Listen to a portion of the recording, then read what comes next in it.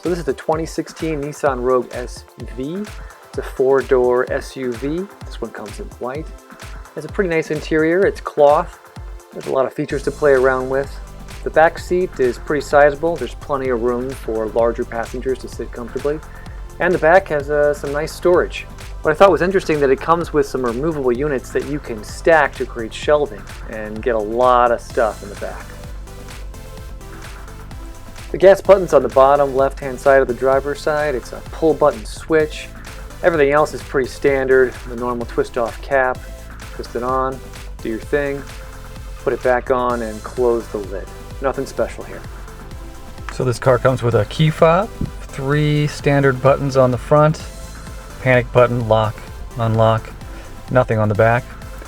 It's a push button start located to the right of the steering wheel, and here's what it looks like when you turn it on.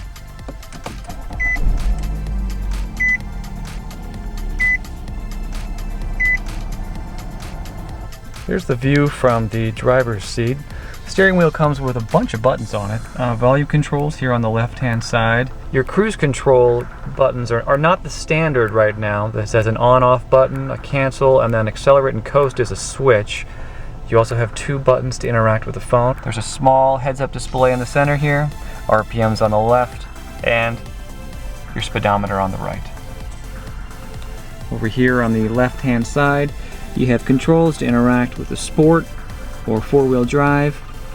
And then you also have the trip reset button here, which I thought was pretty interesting. And then buttons to control how intense the lighting is on the heads-up display. Buttons for the windows. I thought it was interesting that they weren't marked. Lock buttons, and then your standard no one can open the windows but me button. Mirror controls.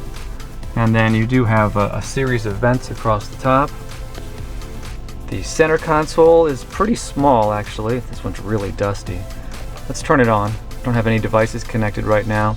These buttons feel a little bit old, I gotta be honest with you. And there is a CD player in this, which frankly I think is a little bit outdated, but you do have buttons to interact with that. Standard climate controls. Everything is a physical button. Push to turn it on, adjust the temperature, and then an actual button to adjust the fan. Below the climate controls, you do have an audio input jack, Bluetooth, and then your standard cigarette lighter type power insert. I found this to be a pretty good storage place for my cell phone. The gear shift has a standard button on the front. It's a little bit clunky, but it slides pretty nicely.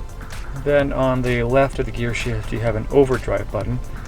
Press it, and then you get a small indicator. See the orange right there going on and off for overdrive. I just want to hit pause and jump in here for a second. Overdrive is the final gear in your car.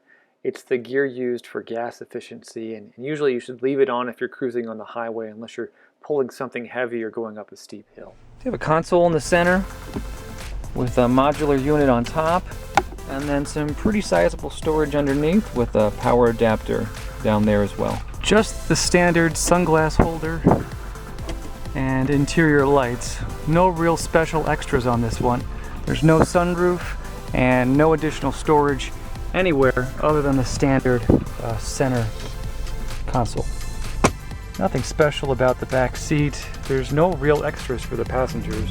Just 2 dedicated vents in the center console, and unfortunately no center armrest. So that's the 2016 Nissan Rogue. It's not a bad car, but not one of my favorites. I give it 3 stars out of 5. So my plan is to do 100 videos on 100 rental cars. I'm putting the Nissan Rogue right now at number 5. It's towards the bottom, but I still have a lot of cars to go. Up next is the 2017 Jeep Cherokee. Thanks for watching. I will catch you in the next video.